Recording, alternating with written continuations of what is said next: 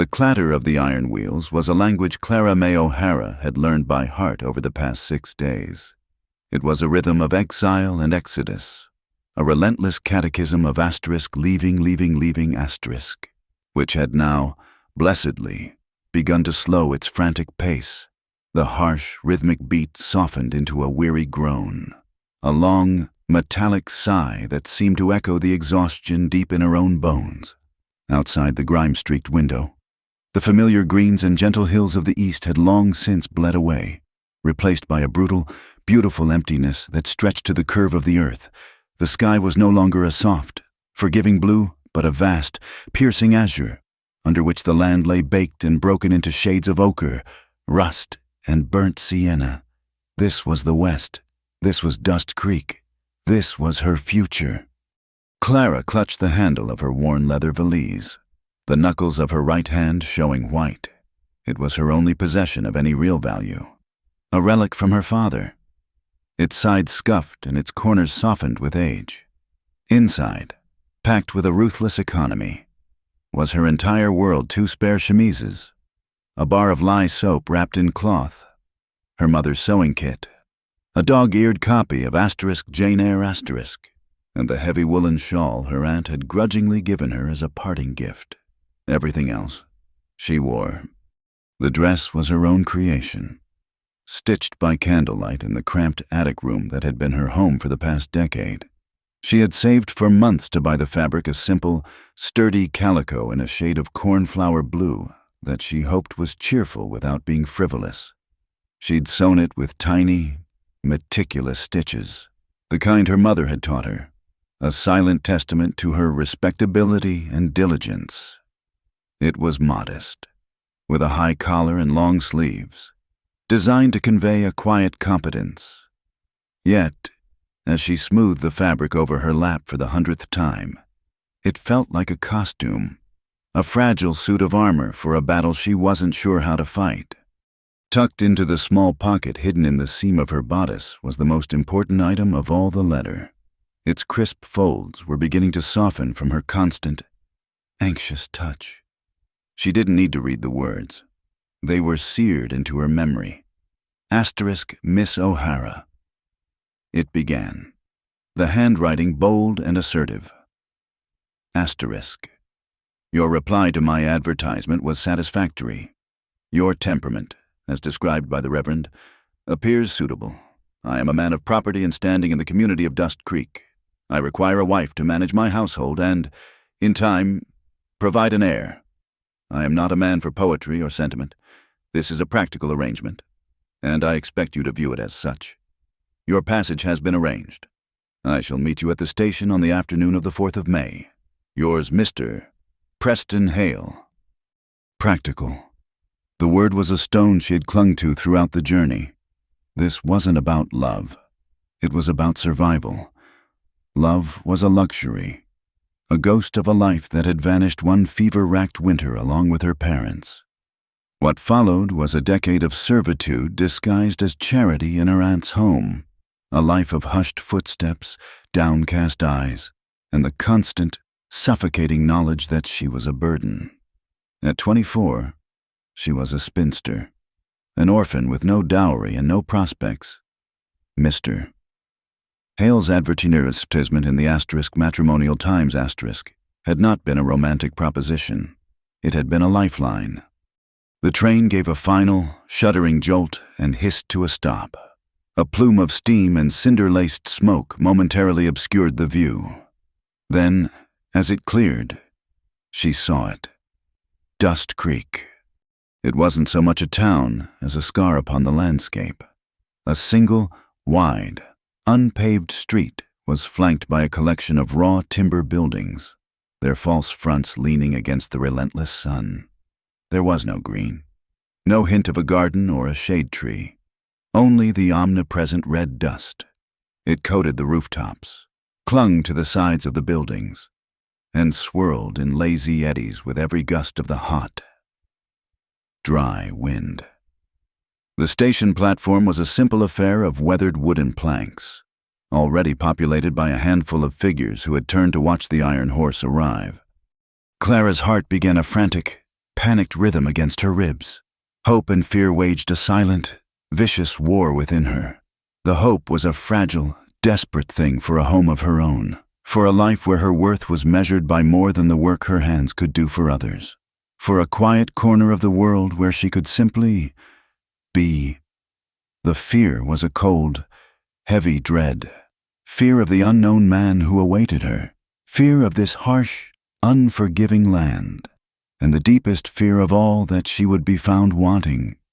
She joined the slow trickle of passengers disembarking.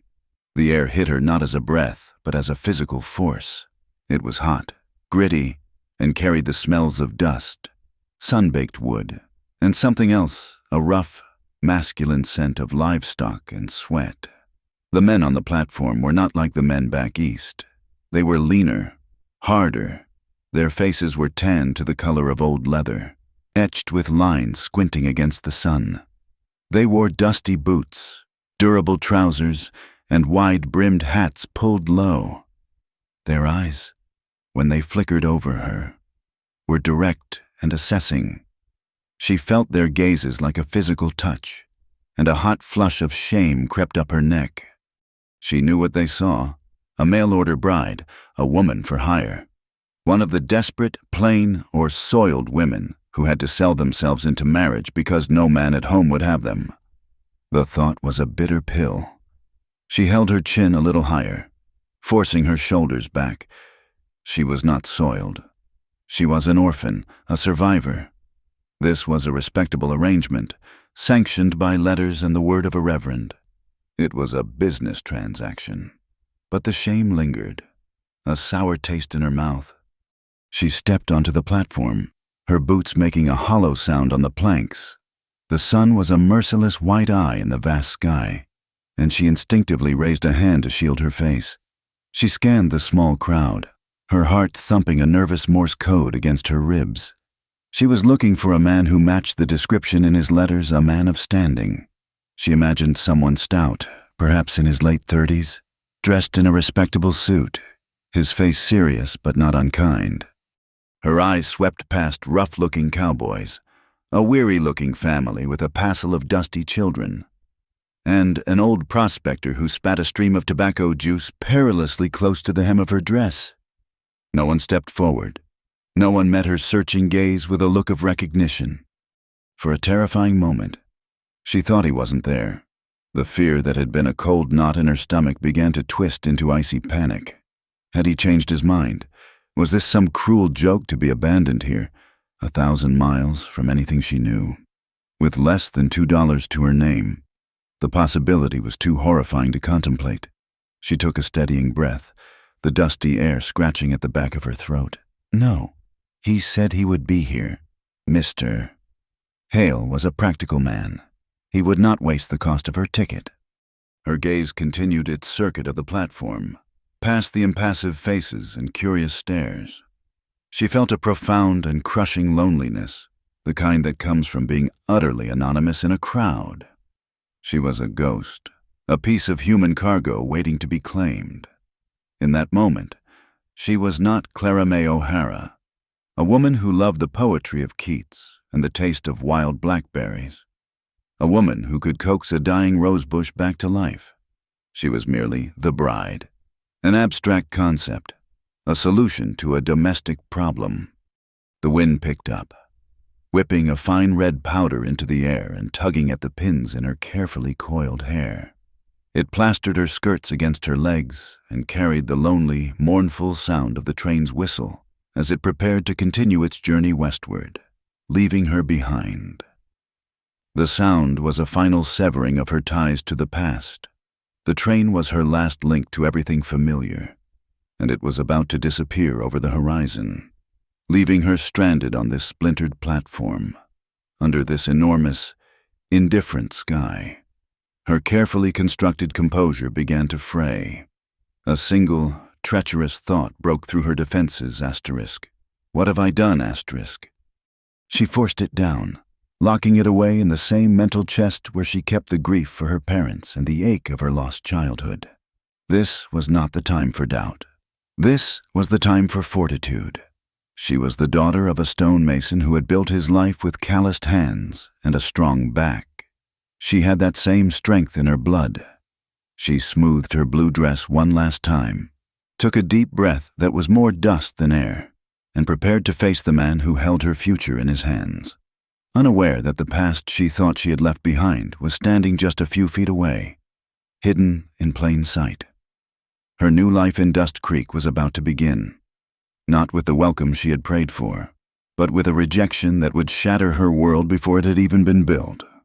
The train whistle blew a final, mournful shriek, a cry of departure that sliced through the thick, hot air. It was the sound of her last bridge being burned, as the great engine began to chug, gathering momentum for its long journey into the vast, unknowable territory ahead. Clara May O'Hara felt a tremor of pure panic. He wasn't here, after all these miles, all these hopes. She had been forgotten or forsaken. Her eyes, wide with a fear she fought to conceal, darted frantically across the thinning crowd. Most of the onlookers were already turning away, their brief curiosity satisfied. The arrival of the train was a minor spectacle, and now it was over.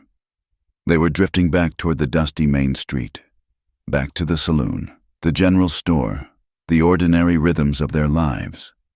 She was left standing by her valise, a solitary figure in a blue dress that suddenly felt too bright, too new, a beacon of her foreignness. Then she saw him. He hadn't moved.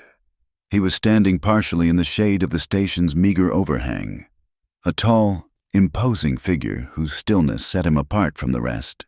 He was dressed not in the dusty denim or worn leather of the other men, but in a severe black frock coat, a crisp white shirt, and a dark cravat, all of which seemed to absorb and intensify the day's oppressive heat. His boots were polished to a high sheen, an absurd vanity in a town literally named for its dust. He held a black bowler hat in his hand, and his dark hair was meticulously combed. He was, she guessed, in his late 30s, his face composed of sharp, clean lines, a strong jaw, a straight nose, thin lips pressed into a neutral line. He was watching her, not with curiosity, but with a cold, detached scrutiny, the way a man might inspect a horse he was considering buying. A fragile tendril of hope unfurled in her chest. This must be him. He fit the image of a man of property and standing. He had simply been waiting, observing, a man too important to rush forward. Clutching her valise, she took a hesitant step toward him, then another. The sound of her boots on the planks seemed impossibly loud in the sudden quiet. As she drew closer, she saw that his eyes were a pale, chilly gray, and they did not soften as she approached. "Mr. Hale?" she asked, her voice smaller than she'd intended, barely more than a whisper of dust and hope. Mr. Preston Hale. The man's gaze flickered over her, a swift, top-to-bottom inventory. He took in the homemade dress, the worn valise, the flush on her cheeks from the heat and nerves. For a moment, he didn't answer, letting the silence stretch until it was taut with her own anxiety. Then, a curt nod. "I am," he said.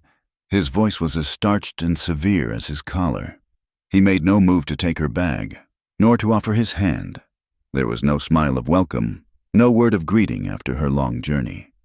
Relief, sharp and overwhelming, made Clara feel momentarily lightheaded. "Oh, thank goodness. I was afraid I had missed you." She tried a small, tentative smile, hoping to breach the wall of his reserve. The journey was very long. "So I would imagine," he replied, his tone flat. He still hadn't taken his eyes off her, and his unblinking stare was beginning to feel less like an assessment and more like a judgment.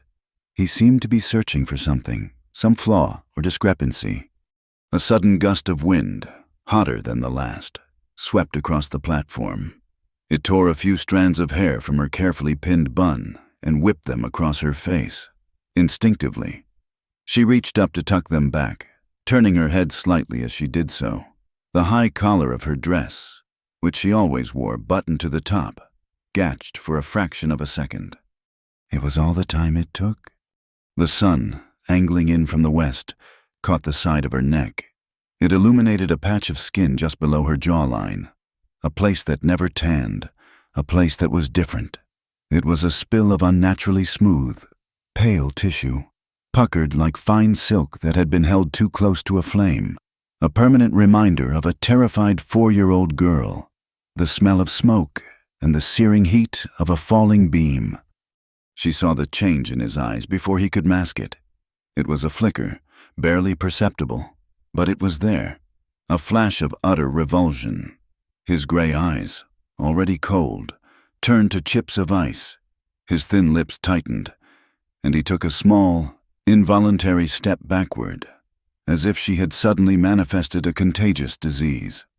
The air between them crackled with a new and terrible tension. Clara's hand froze halfway to her hair, then slowly dropped to her side. The blood drained from her face, leaving her feeling cold despite the blistering heat. She knew that look. She had seen it before, in the averted eyes of neighbors, the cruel whispers of other children. It was the look reserved for things that were broken, spoiled, imperfect. "What is that?" Preston Hale's voice was low, laced with a venomous disbelief. It is nothing," she stammered, her throat suddenly tight. "An old accident. From when I was a child. It is of no consequence." No consequence. He let out a short, sharp breath that was not a laugh. It was a sound of pure derision. He took a step closer now, his eyes locked on the scar, his face a mask of disgust. The few remaining people on the platform, sensing a drama, had stopped and turned to watch. The station master paused, his broom still in his hands. "You are a fraud," Preston Hale said, his voice rising. No longer a private accusation, but a public proclamation. He wanted an audience. He wanted witnesses to his indignation. "You have deliberately misrepresented yourself." Clara stared at him, bewildered. "I don't understand. I answered all your questions truthfully. My character, my skills." "My questions," he spat, his face contorting in a sneer. "Did you think this was merely about your character I advertised for a wife? Miss O'Hara, a respectable woman to be the mistress of my home, an asset to my position in this town. And you present me with this." He gestured toward her neck with a flick of his fingers, as if shooing away an insect. The humiliation was a physical blow. It struck the air from her lungs, and a wave of heat washed over her, 1,000 times worse than the sun. She could feel the stares of the townspeople like brands on her skin. "You deceived me," he declared, his voice ringing with righteous fury. "Your letters made no mention of this disfigurement. Did you think I would not notice? Did you think you could pass off damaged goods on me? Here, in front of everyone." The words "damaged goods" hung in the air, brutal and final. They stripped her of her name, her history, her very humanity. She was no longer Clara May O'Hara. She was a defective product, a flawed piece of merchandise being indignantly returned. The carefully constructed walls of her composure, which had held firm through poverty, grief, and 1,000 miles of lonely travel, crumbled into dust. I didn't think," she began, but her voice broke. What could she say that she had spent her life trying to make people forget her scar, trying to be so quiet and so useful that no one would ever notice it, that she had prayed a practical man like him would care only for her ability to work and not for the texture of her skin? He gave her no chance to explain. His face was set in a mask of cold fury. "You thought wrong," he said with chilling finality. He placed his bowler hat firmly on his head, a gesture of absolute dismissal. He turned his back on her, on the future they were supposed to build, on the life she had staked everything to reach. Without another word, he strode off the platform and down the dusty street, a rigid black figure of condemnation, never once looking back. He left a silence in his wake that was more profound than any noise. Clara stood frozen, rooted to the wooden planks. Her valise, suddenly too heavy to hold, slipped from her numb fingers and landed at her feet with a soft, defeated thud. The sound was the punctuation mark at the end of her hope. She was alone, utterly, publicly, and devastatingly alone. The whispers of the onlookers started then, a low rustling sound like dry leaves skittering across a grave. Tears burned behind her eyes, hot and sharp, but she would not let them fall. Not here, not in front of them. She bent to retrieve her valise, her movement stiff and jerky, like a broken doll. As she straightened up, her world a blur of shame and despair, she forced herself to turn away from the staring faces, to hide her own. And that is when she saw him. He was part of the small crowd, standing near a stack of freight by the station master's office. He wasn't whispering or staring with morbid curiosity like the others. He was just looking at her. He was a tall man, broad-shouldered, dressed in the simple, durable clothes of a working man, a faded plaid shirt, dusty denim trousers, and scuffed boots. A worn hat was pushed back on his head, revealing a thatch of dark brown hair. His face was weathered by the sun and wind, and a day's worth of stubble shadowed a strong jaw. But it was his eyes that held her. They were a deep, quiet brown, and in their depths, she saw none of the scorn or pity that surrounded her. Instead, she saw a flicker of something she couldn't name, a sad, knowing recognition that seemed to cut through her humiliation and see the girl beneath the scar. For a heartbeat, the world fell away. There was something achingly familiar about that steady gaze, about the way he held himself, about the quiet strength in his face. Her mind, reeling from the shock, fumbled through the locked rooms of her memory, past the years of grief and hardship. It reached back to a time of green grass and fireflies, to a sun-drenched afternoon behind a neighbor's barn, to the face of a boy with scrapes on his knees and a fiercely loyal heart. A name, long unspoken, rose from the depths of her memory, a ghost on her lips, a whisper, so faint the wind almost carried it away. James Callahan. The name left her lips as a breath of disbelief, a ghost from a different life. James Callahan. The crowd of onlookers, their curiosity momentarily sated by Preston Hale's cruel theater, stirred again. Their whispers followed the direction of her stunned gaze. The man by the freight pile, the one whose eyes held no judgment, gave a slow, almost imperceptible nod, a confirmation that sent a tremor through Clara's very foundation. He began to walk toward her. He did not hurry, but moved with a steady, deliberate gait that spoke of a quiet confidence. The small crowd parted for him, a silent acknowledgement of a man they might not know well, but whom they respected enough to give way. He was, Clara realized as he drew nearer, taller than she remembered from her childhood memories, his frame hardened and honed by a life she couldn't begin to imagine. The boy who climbed oak trees and dared her to jump from the hayloft was gone, replaced by this formidable man. As he closed the distance between them, the wind, which had been her tormentor moments before, performed an act of unwitting kindness. It lifted the edge of her bonnet, which had slipped from her hair during the confrontation and now lay half in the red dust by her feet. Before she could even react, James bent down in one fluid motion, his movements economical and sure. He picked up the bonnet, his large, calloused fingers surprisingly gentle as he tapped the dust from its faded blue ribbons. He stopped in front of her, close enough that she could see the fine lines etched at the corners of his eyes and the faint, pale line of a scar that disappeared beneath the collar of his shirt on the left side of his neck. It was different from hers, not the puckered mark of a burn, but a clean, silvered trace of something sharp and violent from his past. The sight of it did not repel her. Instead, an unspoken current of understanding passed between them. It was the silent greeting of the broken, a recognition that they both carried the maps of their pain on their skin. He held out the bonnet.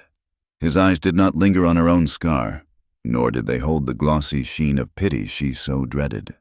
They were simply looking at at Clara May, his gaze direct and filled with a deep, somber empathy. "You dropped this," he said. His voice was deeper than she remembered, a low baritone with a gravelly edge, as steady and solid as the land around them. She took the bonnet, her fingers brushing against his. His skin was warm and rough, the hand of a man who worked with iron and wood and earth. "Thank you," she managed, the words feeling inadequate and hollow. "Is it really you, James Callahan?" she asked again, needing to hear it, to anchor herself to this one impossible, familiar thing in a world that had just been torn from its moorings.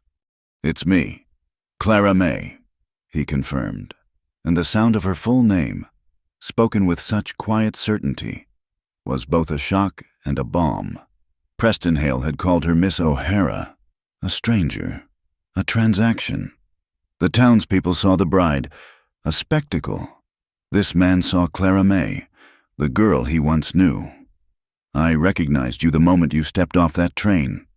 She looked at him, confused, but how it's been 15 years. We were children. A faint, sad smile touched his lips, but didn't quite reach his eyes. "Some things you don't forget. You still have the same way of holding your head, tilted just so, like you're listening for a sound no one else can hear. And your eyes, they're still the same." His words were a small, sturdy anchor in the swirling vortex of her shame. To be truly seen, truly remembered, in this moment of her greatest humiliation, was a gift so unexpected it almost brought her to her knees. The burning tears she had fought back so fiercely now threatened to betray her again. He saw the struggle in her face. His gaze flickered for a moment to the silent, watching townspeople, then back to her. His expression hardened slightly, a protective instinct she could feel as tangibly as a shield. "You can't stay here," he said, his voice dropping lower. "Meant for her alone." It wasn't a question or a suggestion. It was a simple statement of fact. The platform was a stage, and the performance was over. Now, she was just a problem to be dealt with. I don't know where to go," she confessed, the admission tasting of bitter defeat. Her purse contained enough for a meal, perhaps a night at a boarding house if they would even have her after this. But then what? She was a pariah before she had even learned the name of the main street. James glanced at her valise, then at the vast, indifferent landscape that stretched out beyond the town. He seemed to be weighing his words, choosing them with the same care he'd used to pick up her bonnet. "My place is a few miles out of town," he said, his voice even and calm. "It's quiet. There's a spare room. You could stay there for a few days, just until you catch your breath. Figure out what's next." Clara stared at him, her mind struggling to process the offer. Go with him, a man who was practically a stranger. Despite their shared childhood to his isolated ranch, the implications crashed over her in a wave of horrified propriety. What he was suggesting was scandalous. A single woman, alone in a bachelor's home. The whispers that were already following her would grow into a chorus of condemnation. They would call her a fallen woman, confirming the very judgment Preston Hale had cast upon her. Her aunt's warnings about the depravity of the West and the weakness of a woman's reputation echoed in her ears. "I couldn't possibly," she said, the refusal automatic, born of a lifetime of ingrained fear and caution. "People would talk." "Let them," James said, and there was a hard, flinty edge to his voice now. He glanced over his shoulder at the lingering gossips, his look so direct and uncompromising that several of them suddenly found business elsewhere. "The people in this town who matter won't judge you. The ones who will, their opinions aren't worth the dust on your shoes. You think Hale left you with any reputation to protect?" The bluntness of his words stung, but their truth was undeniable. Preston Hale had already destroyed her standing. He had branded her as deceptive and flawed in the most public way possible. What more could they say about her that wasn't already being said? Still, she hesitated. Pride was a stubborn, thorny thing. "I can't accept your charity. James, I have no way to repay you." "This isn't charity," he insisted, his gaze unwavering. He held her eyes, and in their brown depths, she saw a profound and weary understanding that silenced her protests. It's a courtesy. One person who's been through the mill, offering a safe harbor to another.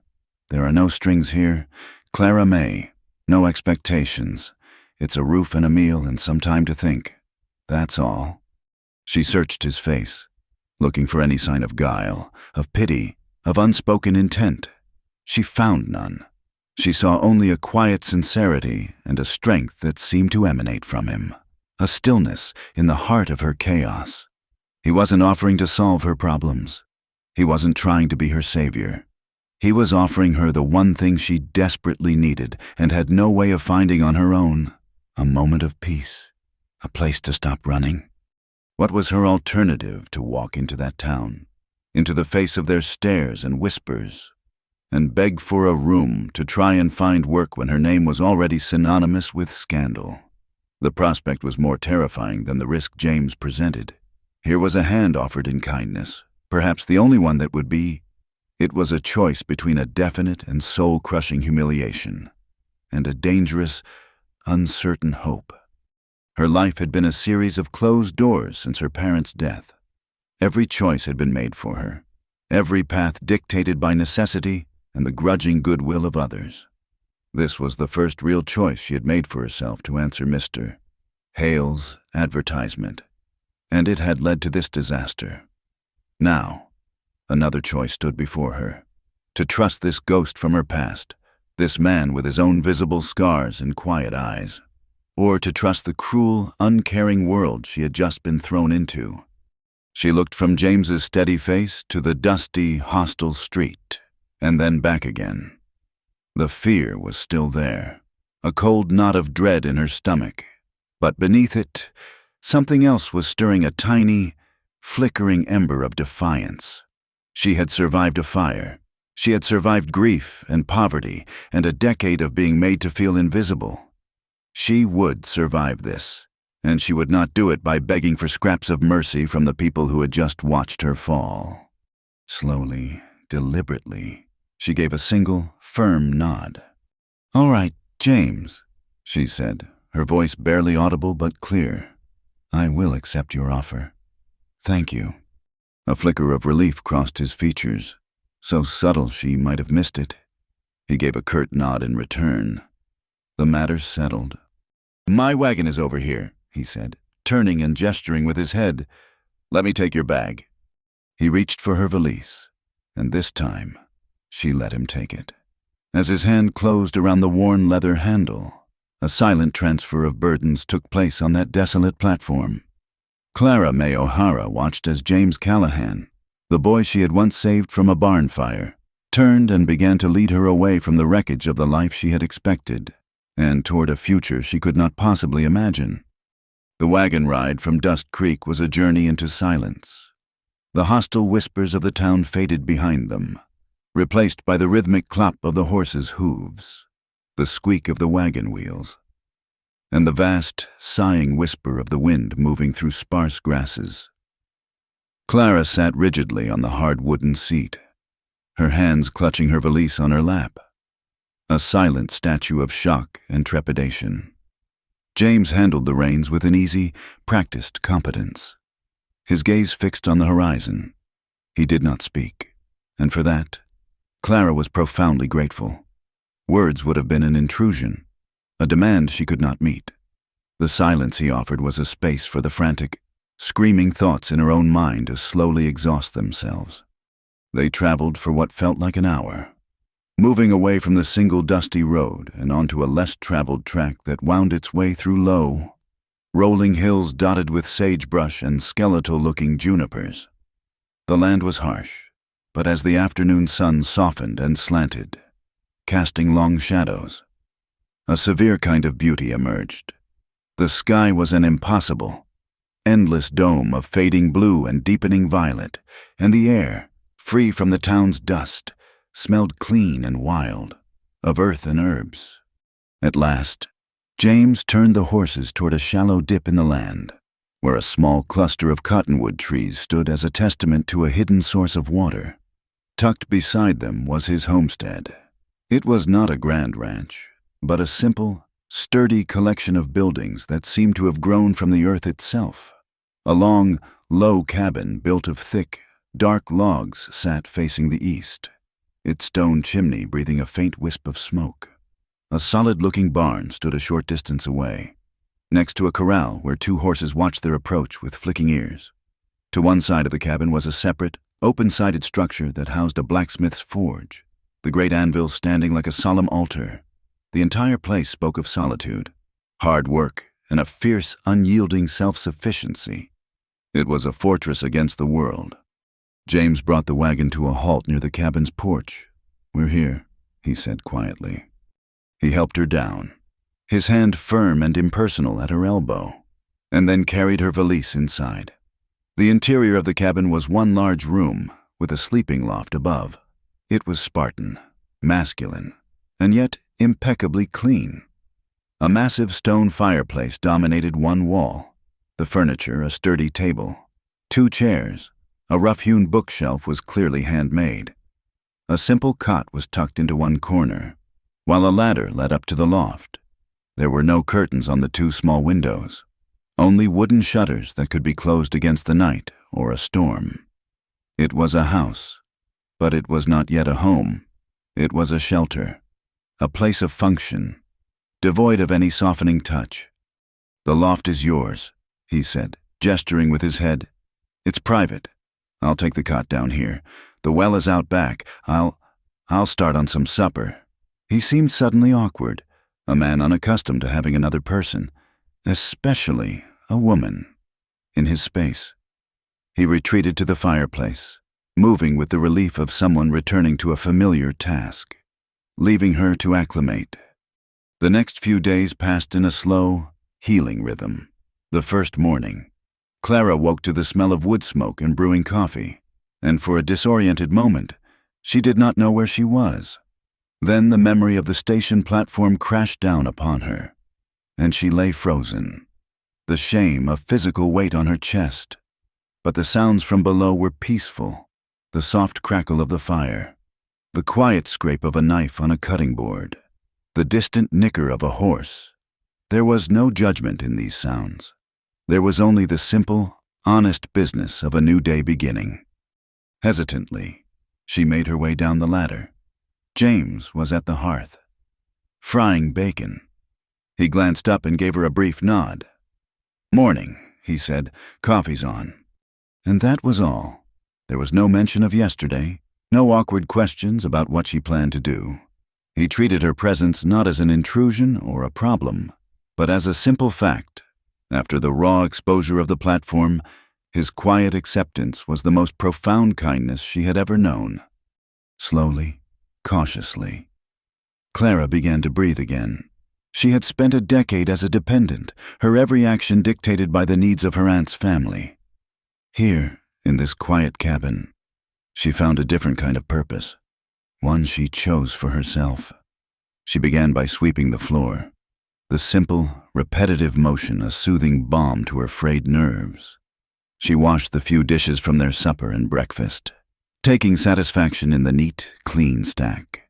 She found James's mending basket, a tangle of torn shirts and loose buttons, and set to work, her needle flying with a practiced skill that was as natural to her as breathing. She was reclaiming herself, one small domestic act at a time. She discovered a small sack of flour and a tin of dried yeast, and that afternoon, the cabin filled with the warm, comforting scent of baking bread. When James came in from the forge, his face streaked with soot, he stopped just inside the door, his expression unreadable as he looked at the two golden loaves cooling on the table. He said nothing, but when they sat down to a supper of stew and fresh bread, he ate with a quiet appreciation that was more eloquent than any compliment. One afternoon, while reaching for a jar on a high shelf, the collar of her dress shifted. She felt the familiar cool air on her neck and knew her scar was fully exposed. James was at the table, sharpening a knife, the rhythmic scrape of steel on stone the only sound in the room. She froze, her body tensing for the averted gaze, the flicker of discomfort, the polite but pointed silence. He didn't even look up. The steady scrape of the knife never faltered. He did not see a blemish or a disfigurement. He simply saw her, Clara, reaching for a jar. In his utter non-reaction, he gave her a gift greater than any she had ever received the freedom to forget. For the first time in 20 years, she stood in the presence of another person and did not feel defined by the damaged skin on her neck. On the fourth day, their fragile peace was disturbed. James needed supplies, and that meant a trip into Dust Creek. Clara felt a knot of anxiety tighten in her stomach as she watched him hitch the horses to the wagon. The town felt like a hungry beast, and she feared sending him into its jaws alone. "I'll be back before sundown," he said, his eyes avoiding hers. He knew what she was thinking. He was true to his word. But the man who returned was not the same man who had left. The quiet ease he had begun to show around her was gone, replaced by a grim, coiled tension. He unloaded the sacks of flour and beans in silence, his jaw tight, his movements brusque. That evening, the silence in the cabin was no longer comfortable. It was heavy with unspoken words.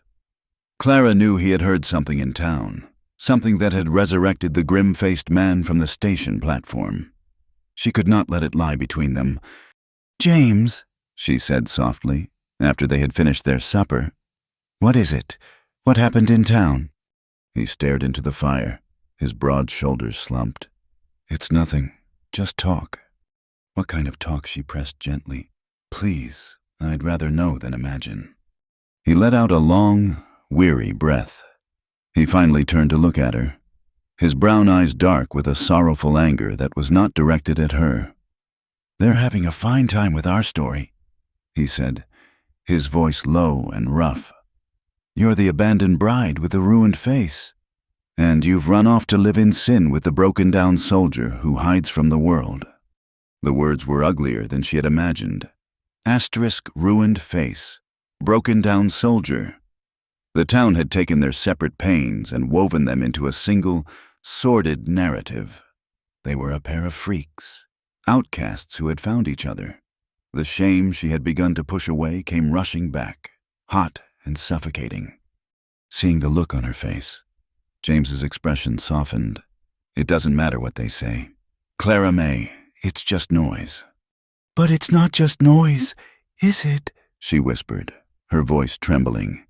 "They call you broken down because of your wound."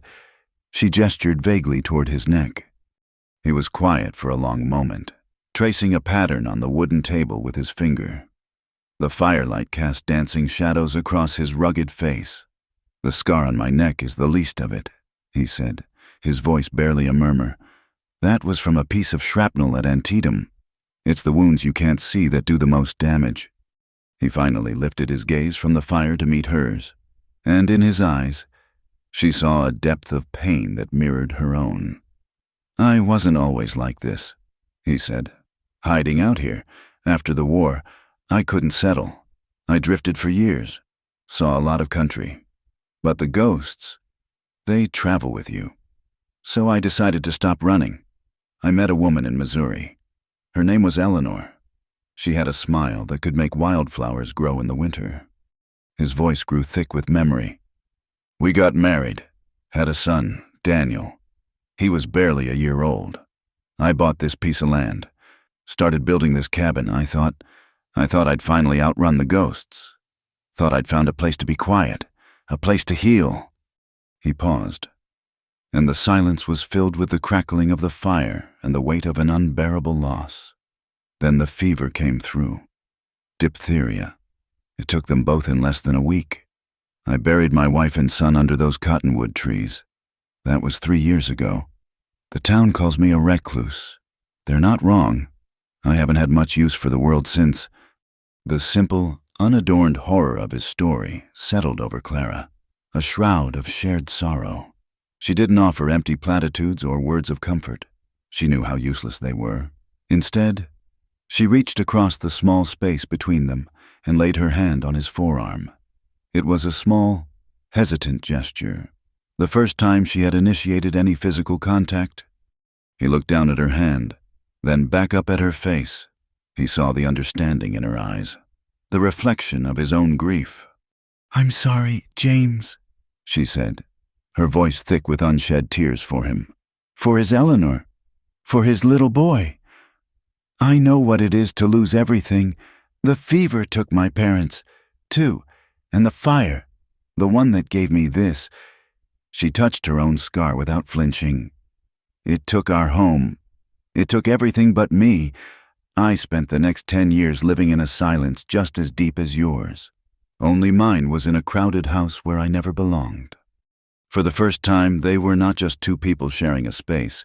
They were two survivors, their separate histories of fire and fever, of shrapnel and sorrow, laid bare in the warm, flickering light. The ugly rumors of the town had, in their cruelty, inadvertently forged a bond between them. They had named them a pair of outcasts, and in doing so, had shown them that they were, at last, no longer completely alone. They were the scarred bride and the broken soldier, and in that shared wound, a fragile, tentative trust was beginning to grow. The confession hung in the air of the small cabin long after the fire had burned down to glowing embers. It was a shared vulnerability, a bridge of sorrow built between them in the dark. But for Clara, the bridge led back to a familiar, desolate land, the land of being a burden.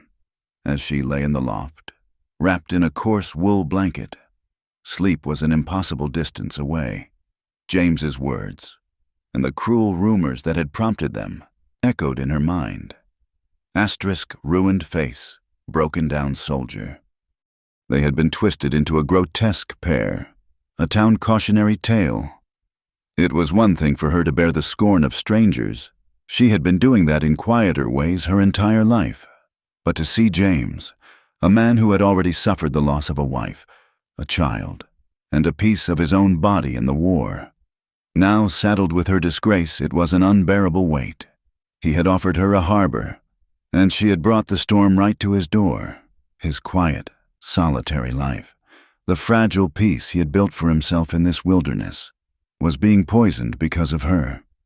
Her aunt's voice, sharp and righteous, whispered in her memory, asterisk, "You must never be a burden.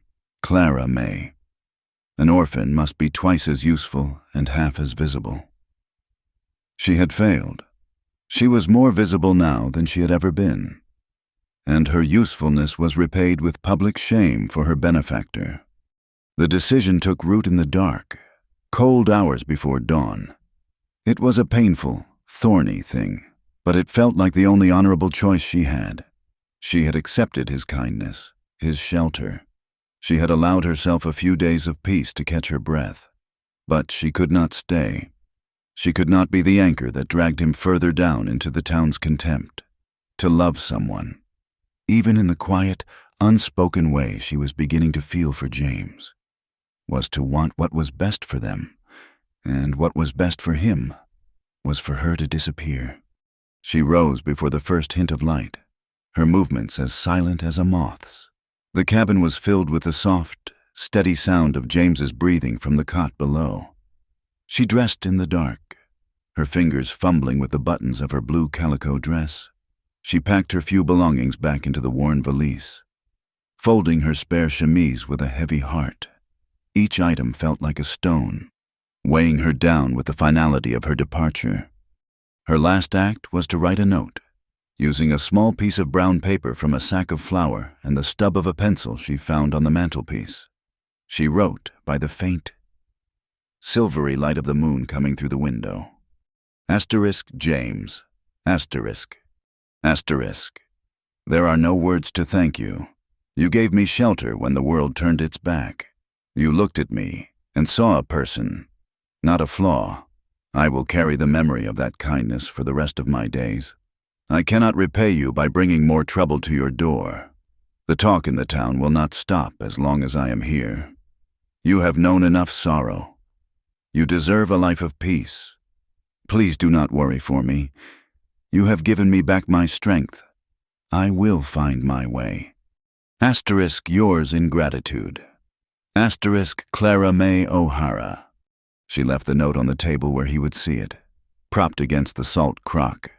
She took one last look around the simple, masculine room that had been the first true sanctuary of her adult life. She looked at the strong, handmade furniture, the stone hearth that had warmed her, the sleeping form of the man who had shown her a decency she thought no longer existed. A single, hot tear escaped and traced a path down her cheek. She brushed it away angrily, a final indulgence she could not afford. With her valise in hand, she slipped out the door, closing it with a barely audible click. The pre-dawn air was cold and sharp, smelling of dew and dust. She would walk back to the main track. From there, she did not know. Perhaps she would walk to the next town, or try to find passage on a freight wagon heading east, back toward a world that had no place for her, but at least a world that would leave James Callahan in peace. She had made it as far as the cottonwood trees, their leaves whispering in the faint breeze, when a voice stopped her, low and firm, cutting through the morning quiet. Leaving without saying goodbye. Clara May. She froze, her back to him. She could hear the crunch of his boots on the dry ground as he approached. She squeezed her eyes shut, unable to face him. The failure of her secret departure another weight on her shoulders.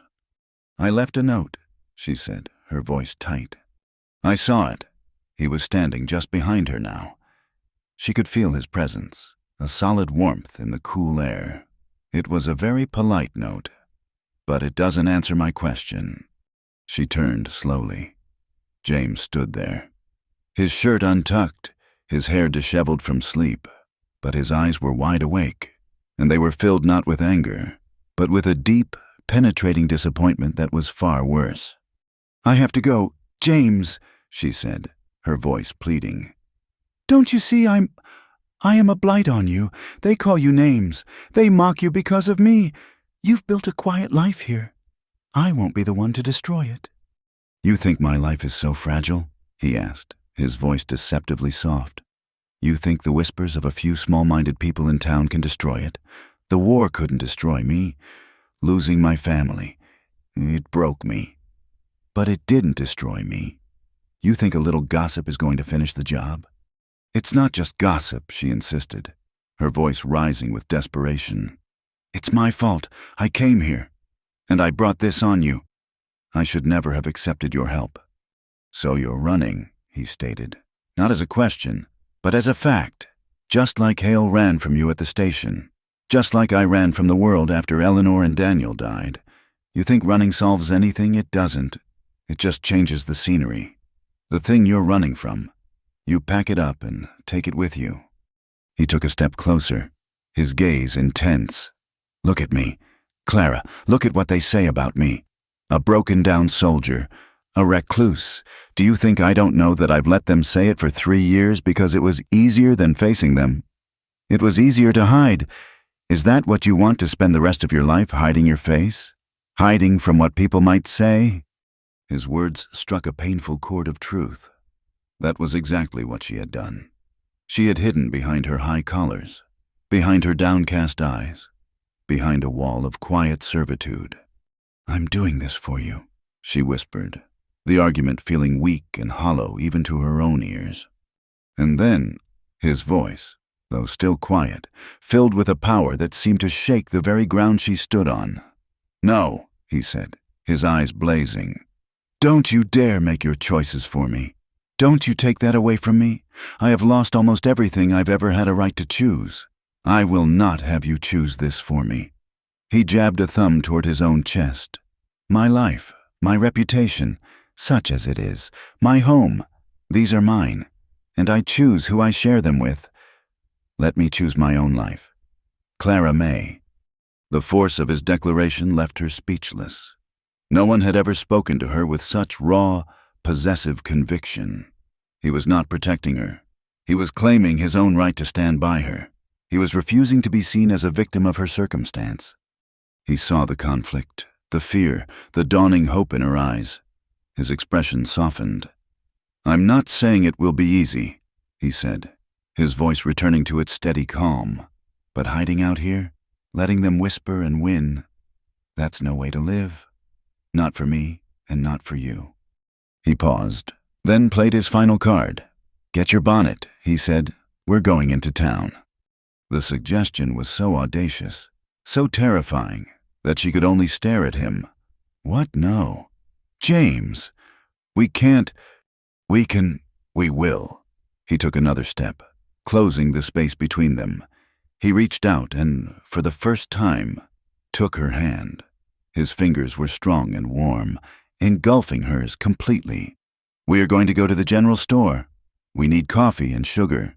And we are going to do it together. We are going to walk down the main street. And we are going to let them look." His thumb stroked the back of her hand, a small, reassuring gesture. "And if any of them find the sight of us too much to bear," he said, his eyes locking with hers, "then they can be the ones to look away." It was the most terrifying and the most liberating thing anyone had ever said to her. He was offering her not a shield to hide behind, but a sword to hold. He was asking her to stand with him, to face the beast not as two separate, wounded creatures, but as a united front, to trust him, to trust herself. She looked at his strong, determined face, at the hand holding hers as if he would never let go. She thought of a lifetime of hiding, and she made her choice. "All right, James," she breathed, her heart hammering against her ribs. "We'll go." The walk into Dust Creek was a silent procession. They sat side by side on the wagon seat, their hands clasped between them.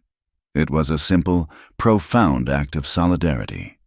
The town came into view, shimmering in the late morning heat, looking for all the world like a viper sunning itself on a rock. James pulled the wagon to a halt in front of the livery stable. He helped her down, but this time, he did not release her hand. Interlacing his fingers with hers, he turned to face the main street, and the world stopped. A man rolling a barrel out of the saloon froze, his arms outstretched. Two women gossiping on the porch of the hotel fell silent, their mouths agape. The rhythmic clang of the blacksmith's hammer from down the street ceased. A hush fell over Dust Creek, a thick, expectant silence that was louder than any noise. Every eye was on them, on the broken soldier and the ruined bride, walking together, hand in hand, in the full, unforgiving light of day. Clara's first instinct was to pull her hand away, to drop her gaze, to shrink into herself. The force of their collective stare was a physical blow, but James's grip was firm, an anchor in the storm. He did not slow his pace. He looked straight ahead, his chin high, his expression unyielding, and he pulled her gently along with him. They walked the length of the street toward the general store, a slow, deliberate journey through a sea of hostile, curious, and astonished faces. Clara took a deep breath and lifted her own head. She looked past the staring faces, focusing on the weathered planks of the boardwalk ahead. She felt the sun on her face, and for the first time she did not try to hide her scarred neck from its light. They reached the steps of the general store. A small group of men, including the station master, were gathered there. They fell silent and shuffled back to make way, their eyes filled with a grudging, resentful confusion. James stopped at the bottom of the steps.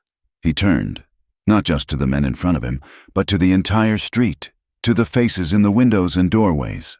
His voice, when he spoke, was not loud, but it carried with absolute clarity in the unnatural silence. "For anyone who is wondering," he said, his voice as hard and steady as the anvil in his forge, "this is Miss Clara O'Hara.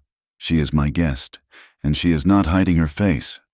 He paused, letting the words sink in, letting every person in that town understand the challenge he was issuing. He looked directly at the station master, then let his gaze sweep over the others. "If any of you," he continued, his voice dropping to a low, dangerous level, "find the sight of her too much to bear, I suggest you turn your own." He held their gazes for a long, silent moment, an unbreakable force. Then he turned, still holding Clara's hand, and led her up the steps and into the store.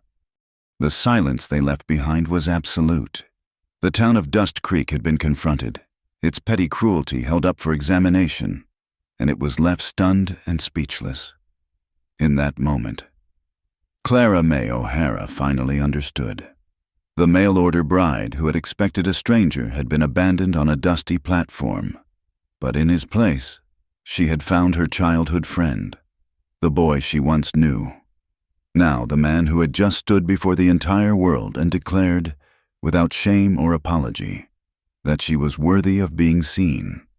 A fragile truce had settled over Dust Creek.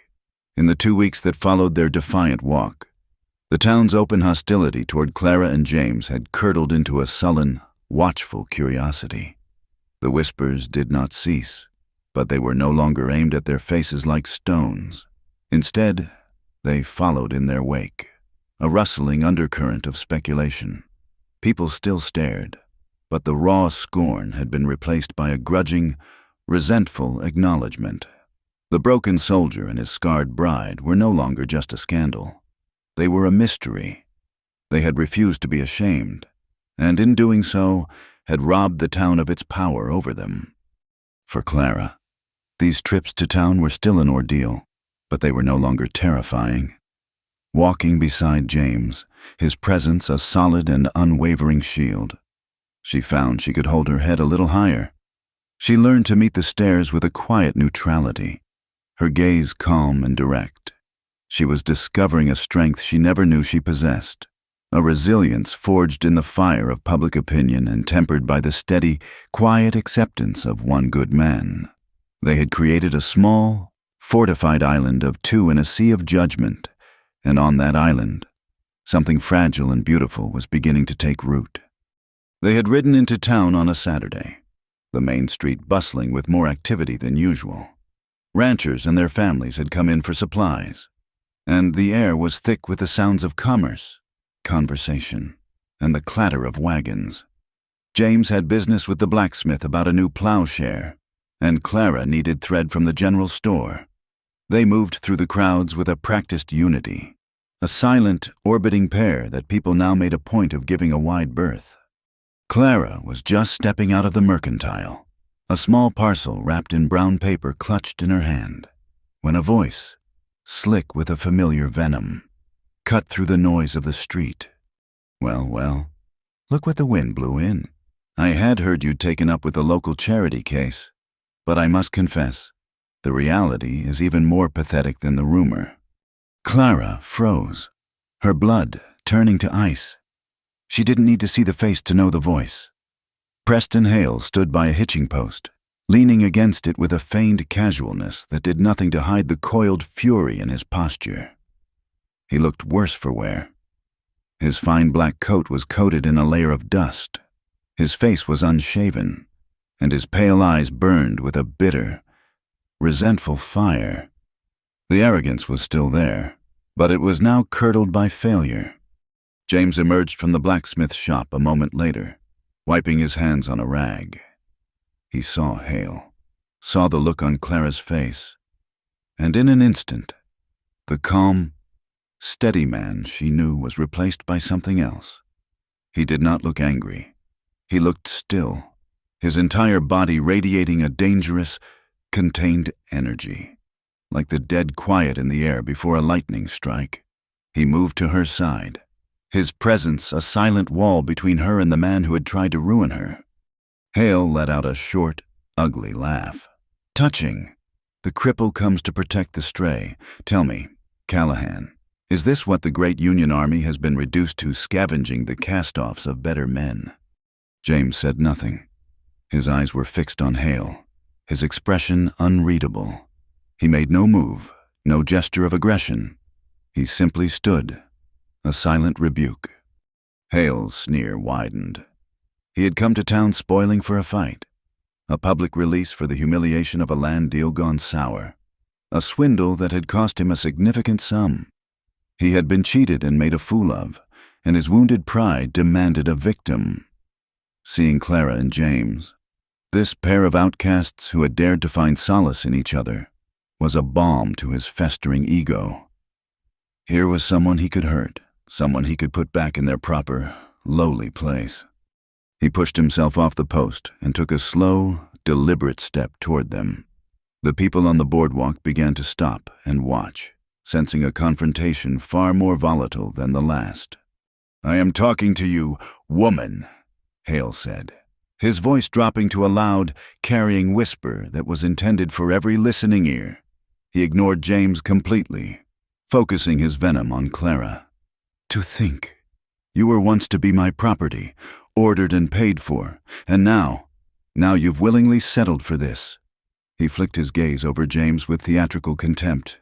This gimpy soldier with half his nerve shot out of him in the war. Is his company really so much better than the almshouse?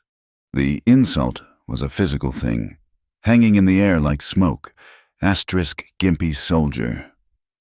It was designed to strip James of his dignity, to emasculate him, to paint him as a damaged, incomplete man. Clara flinched as if struck. She felt a surge of white-hot rage on James's behalf, so fierce it nearly choked her. But before she could speak, James's hand found hers, his grip firm, a silent command to stay still. James still did not speak. His silence was his weapon. It was a flat denial of Hale's power, an absolute refusal to engage on his petty, vicious terms. This infuriated Hale more than any curse or threat could have. "What's the matter?" Callahan Hale taunted, taking another step closer. They were in the middle of the street now, the center of a silent, widening circle of spectators. "Cat got your tongue, or did you leave that on the battlefield? 2, you stand there like a wooden Indian. But I know your kind, all broken inside. You can't even defend the woman you're keeping." Clara's heart hammered against her ribs. She could feel the tremor of tightly controlled power running through James's arm. She feared what was coming, feared the violence this man was so desperate to provoke. She had brought this awful, ugly moment down upon James. Hale took one more step, his face twisted in a triumphant sneer. He was invading their space, his presence a physical threat. He jabbed a finger toward James's chest. "You are nothing," he hissed. A broken man hiding on a broken-down farm with a broken woman. This, Clara thought, would be the moment the violence erupted. But it wasn't. In a move that stunned every person watching, James did the last thing anyone expected. He relaxed his grip on her hand, turned his back completely on Preston Hale's snarling face, and looked at Clara. He ignored the threat.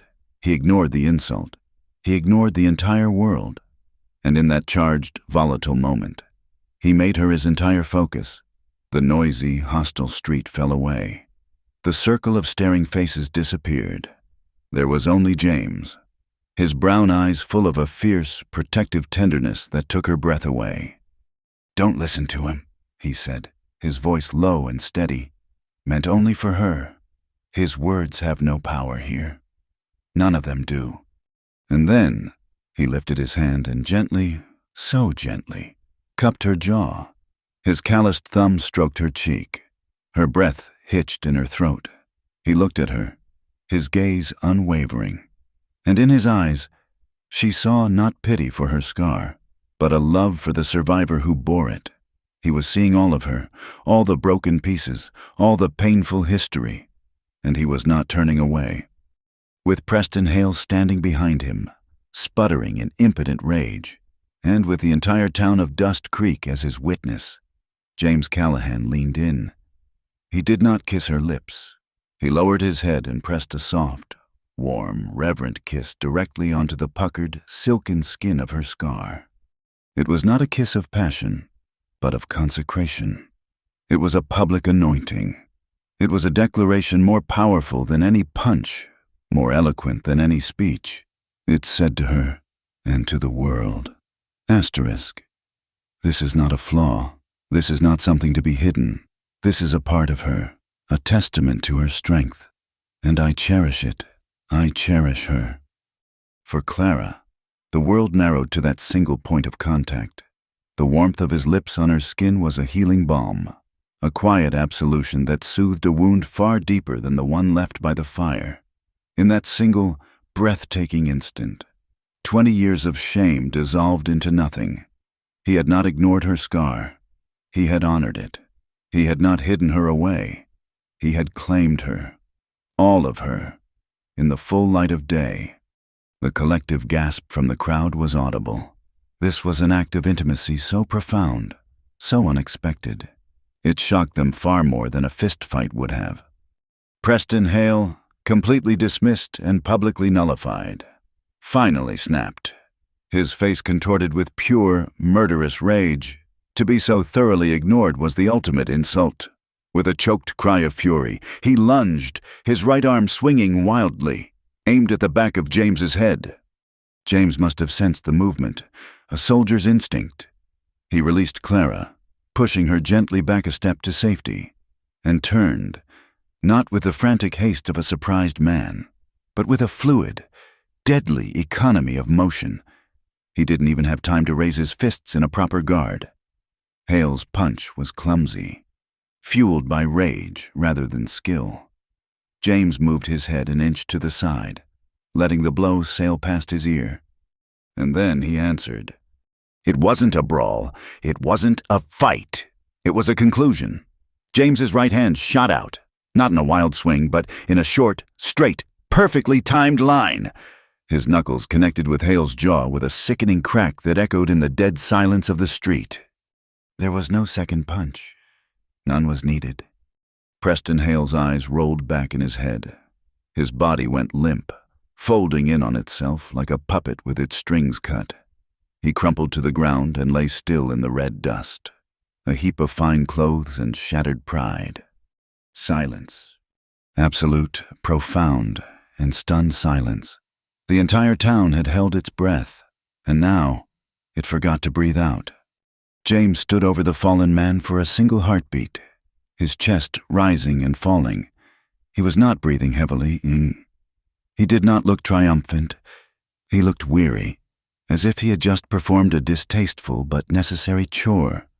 He flexed his right hand once, then let it fall to his side.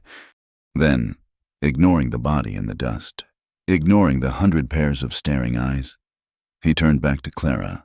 His first and only thought was for her. "Are you all right?" he asked, his voice soft again, all the hardness gone.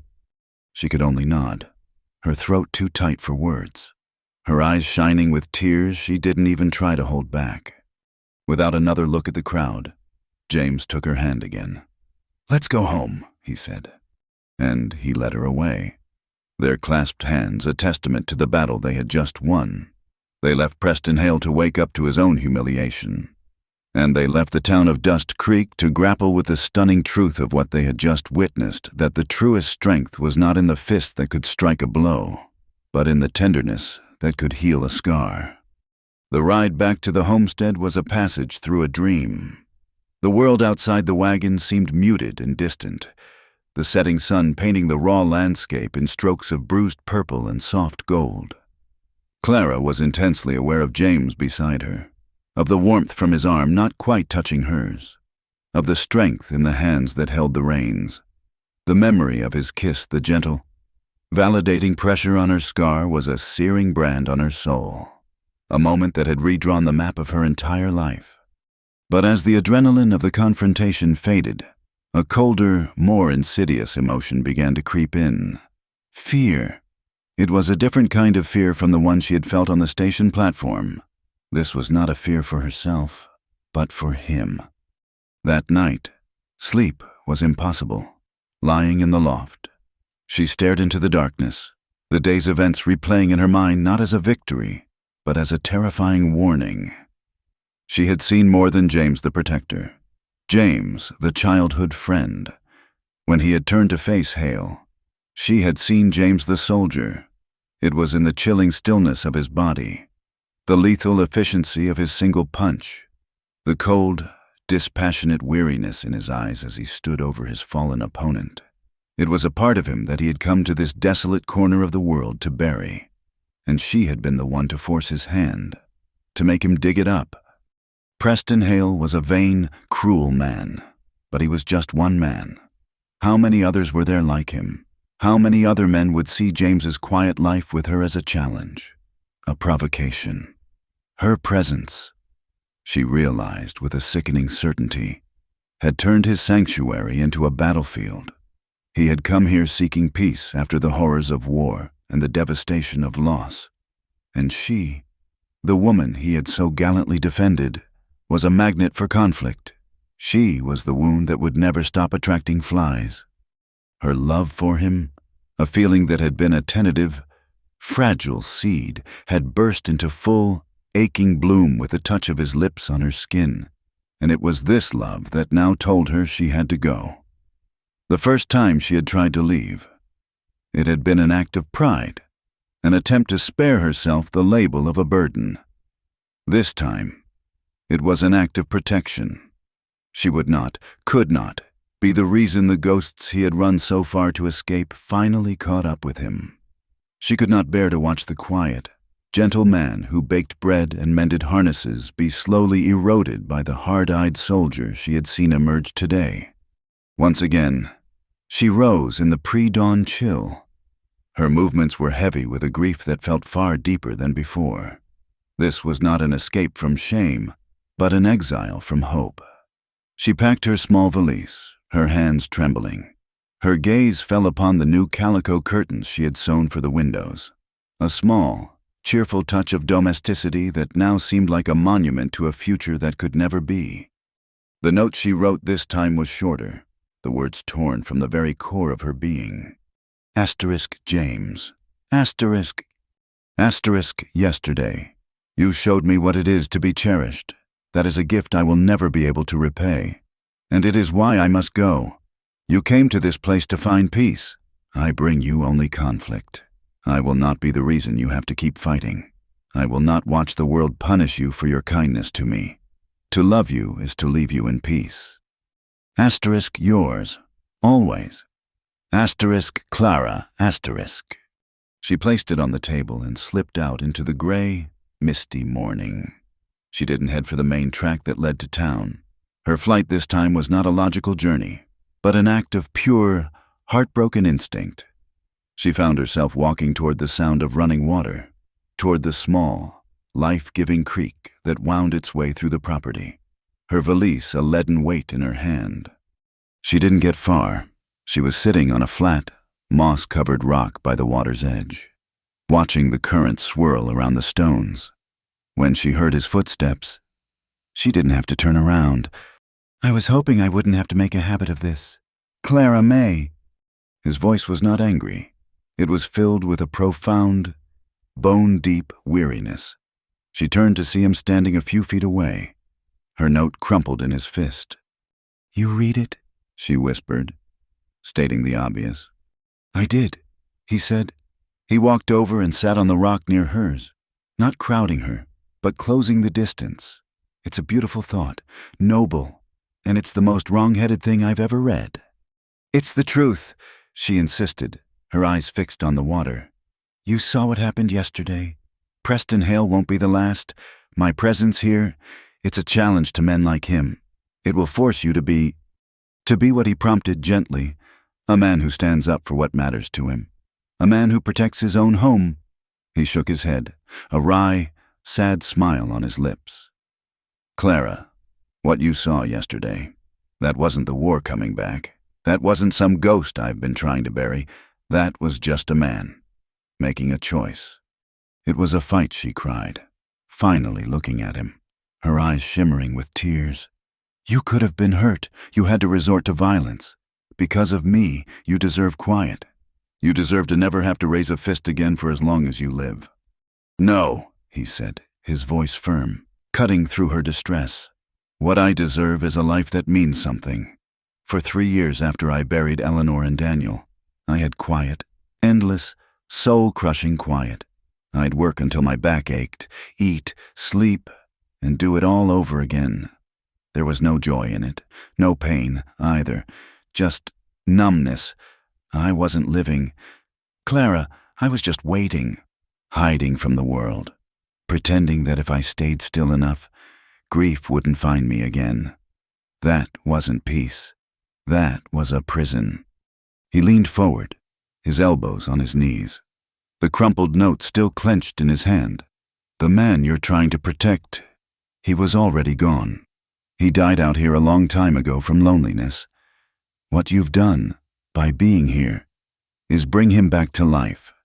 You've filled this silent cabin with the smell of baking bread and the sound of your humming. You've sewn curtains. Curtains. Clara. He said the word as if it were a miracle. You've given me something to look forward to when I wake up, and something to be grateful for when I go to sleep. He finally looked at her, his brown eyes raw with an honesty that stripped away all her defenses. I spent years after the war just drifting, never staying in one place for more than a few months. Even with Eleanor, I was always looking over my shoulder, waiting for the past to catch up. After she was gone, I wasn't just drifting through towns anymore. I was drifting through my own life. You, Clara May, he said, his voice thick with emotion. You are the first reason I've had to want to stop running, to actually plant my feet and build something, not just hide from everything. Yesterday wasn't a burden. Defending you. It was the most meaningful thing I've done in 3 years. Don't you dare try to take that away from me. His confession was a key, unlocking the last bolted door in her heart. He wasn't weak. He wasn't a victim to be protected. His strength wasn't just in his fists. It was in his choice to feel again, to risk again, to live again. And she was the reason. She wasn't his burden. She was his purpose. Her gaze drifted past him to the banks of the creek. There, growing in the rocky, unforgiving soil between the stones, was a patch of wildflowers, tiny, resilient blossoms of purple and yellow, so delicate and yet so stubbornly alive. They shouldn't have been able to survive here, in this harsh, dry land. But they had. They had found a way to hold on, to grow, to bloom against all odds. A slow realization dawned on her, as clear and steady as the morning light. She thought of her own journey, her own flight from a life of suffocating quiet. She had been running too, running from a past that had burned her and a future that promised nothing. She had boarded that train expecting to trade one form of servitude for another. She looked back at James, at his strong, earnest face, at the crumpled note in his hand. She thought of the warmth of his cabin, the simple peace of their shared meals, the breathtaking moment he had honored her deepest wound. "I think," she said, her voice a soft whisper of discovery, "I think I stopped running the day I came here." A slow smile spread across James's face, a genuine soul-deep smile that reached his eyes and erased the last shadows of his weariness. The tension that had held them both captive finally broke, dissolving into the gentle morning air. He uncurled his fist, smoothing the wrinkled note on his knee. Then he reached over, not to take her hand, but to gently brush a stray piece of grass from her shawl. It was a simple, domestic gesture, an act of belonging. "Good," he said softly, "because I'm not running anymore either. So, what do you say we go back to the cabin? I believe we have a life to build." Clara looked from his hopeful face to the stubborn, beautiful wildflowers on the bank, and back again. For the first time, she saw no difference between them. They were both signs of life, of resilience, of a love that could bloom in the most unlikely of places. She nodded, a tear of pure, unadulterated joy finally tracing a path through the dust on her cheek. Together, they rose and left the valise sitting by the creek, a forgotten relic of a life she no longer had any intention of living. They walked back toward the cabin, not as two broken souls hiding from the world, but as two survivors, finally heading home. There was no white dress, no solemn preacher, no congregation of watchful eyes. Their wedding took place not in a church, but in a cathedral of their own making, beneath the whispering green canopy of the cottonwood trees. It was the same spot where James had buried his past, and it was here, in the soft, late afternoon light, that he chose to plant his future. The only witnesses were the two horses grazing peacefully in the nearby pasture and the vast, silent sky above. Clara wore her simple blue calico dress, the one she had arrived in, but it was no longer the armor of a hopeful stranger. Now, it was the comfortable garment of a woman who was home. James stood before her in his work clothes, His sleeves rolled up to reveal his strong, capable forearms. There were no rings.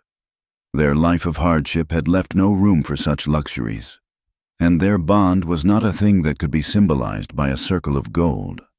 It was forged of stronger, rarer stuff, shared pain, mutual respect, and a love that had taken root in the rockiest of soil. They stood facing each other, the dappled sunlight filtering through the leaves and dancing on their faces. James took both of her hands in his. "I don't have pretty words. Clara May," he began, his voice low and steady, as solid as the earth beneath their feet. "The war and the years after, they burned most of them out of me. But I know this. The day you stepped off that train, a light came back on inside this cabin that I thought had gone out forever. I promised to be your home. I promised to be your harbor in any storm. I promised to stand by you, to honor you, and to spend the rest of my days being grateful that you chose to stop running. Right here with me." Tears welled in Clara's eyes, but they were not tears of sorrow. They were tears of profound, overwhelming gratitude. When she spoke, her voice was thick but clear. "And I promise, James Callahan, to fill your home with life. I promise to be your partner in all things, to share the work in the quiet moments. I promise to see you, all of you, the soldier, the blacksmith, the husband, and to cherish you. You are the first person in this new life to look at me without flinching, and I will spend the rest of my life looking at you with all the love in my heart." It was enough. It was everything. But James was not finished. "There's one more thing," he said, a strange hesitation in his voice. He released one of her hands and reached into the inner pocket of his worn vest. He drew out a small, folded square of linen, yellowed with age but meticulously preserved. I should have given this to you sooner," he said, his gaze dropping to the object in his hand. I wasn't even sure you'd remember." He unfolded it carefully. It was a lady's handkerchief, made of fine, delicate linen that was now as soft as a whisper. In one corner, embroidered with what was once a vibrant blue thread, now faded to the color of a twilight sky, was a single, elegant name, Eleanor *. Clara's breath caught in her throat. A jolt, sharp as lightning, shot through her. "My mother's," she whispered, her fingers reaching out, trembling, to touch the fabric. She hadn't seen it in 20 years. She had thought it, along with every other tangible piece of her childhood, had been turned to ash.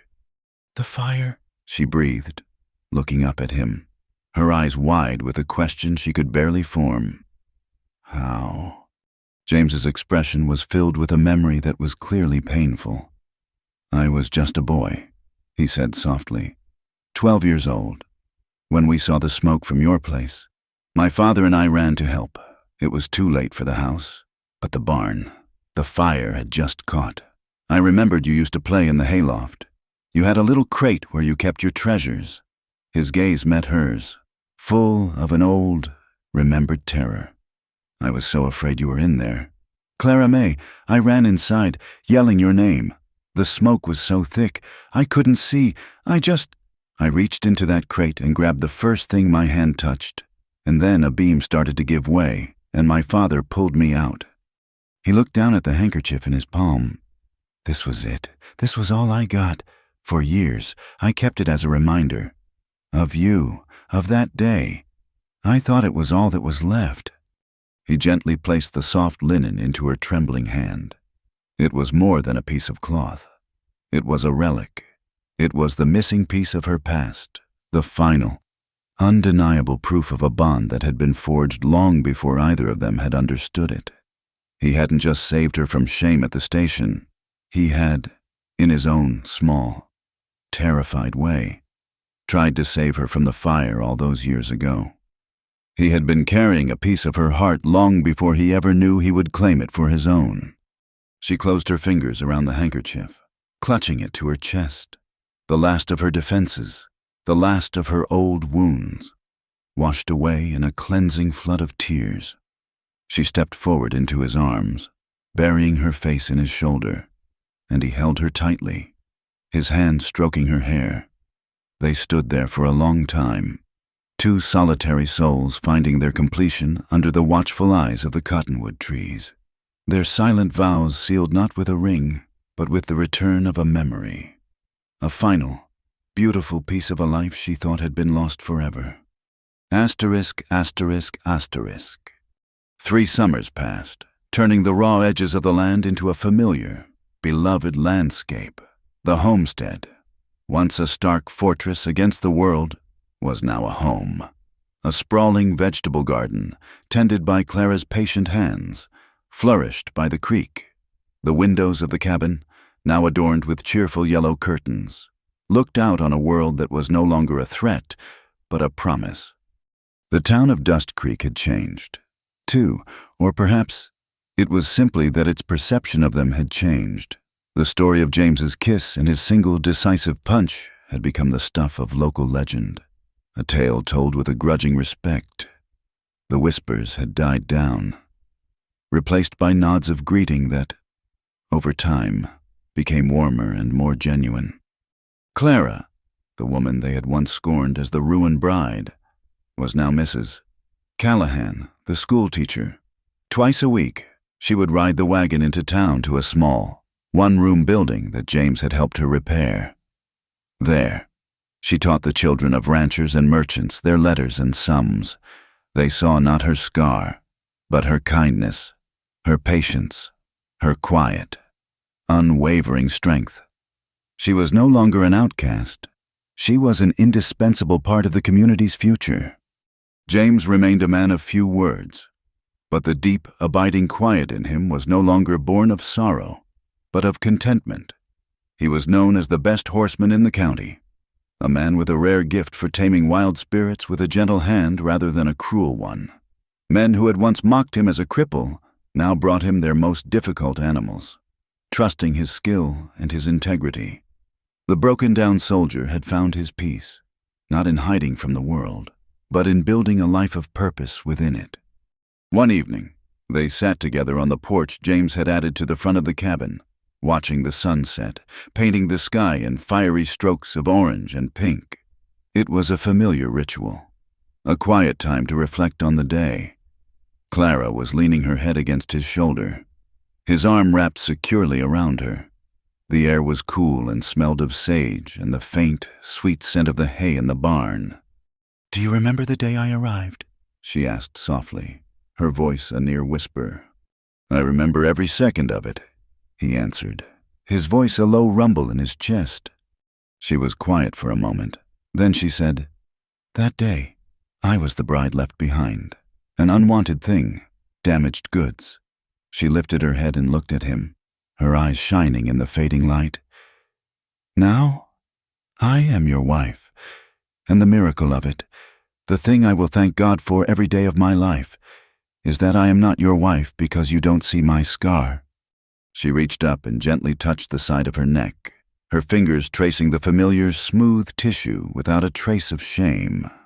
"I am your wife," she finished, her voice thick with love, "because you see all of me, all the broken pieces, all the jagged edges, all the things I thought made me unworthy. You saw it all, and you chose me still." James looked at her, his rugged face softened by an emotion so deep it needed no words. He leaned in and kissed her, a slow, tender kiss, full of the quiet promises of 1,000 more sunsets to come.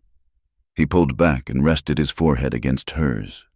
"Always, Clara May," he whispered, "always." The first star of the evening pricked the deep violet sky.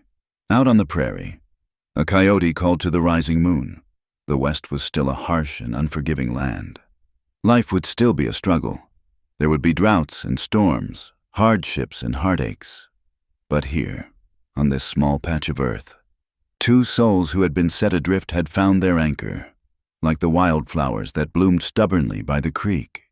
They had proven that even in the rockiest of ground, love, in its truest and most resilient form, could find a way not just to survive, but to flourish. Thank you for listening to this story. Please let us know in the comments where you are listening from. so we can connect and share our thoughts. Remember to subscribe to my channel, Wild West Night. Like this video, and consider giving it a little extra support by hitting the hype button to help this story be heard by more people.